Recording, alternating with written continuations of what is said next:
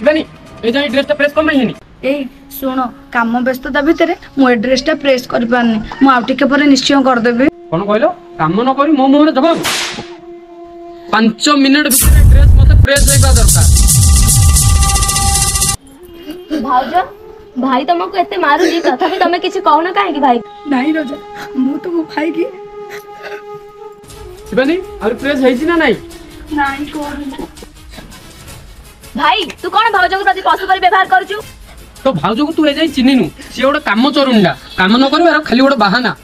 तू कौन जानिबु से केते काम करंती मते पचार मु कहबी बापा मां का दायित्व तो दायित्व मो दायित्व सब दायित्व नंती समस्तंकर से आउरी केते काम करिवे। रोजा तुम किछि कोनी तुम भाई तुमको मोर चुप भाउज मते आज भाई को कहबा को दियो।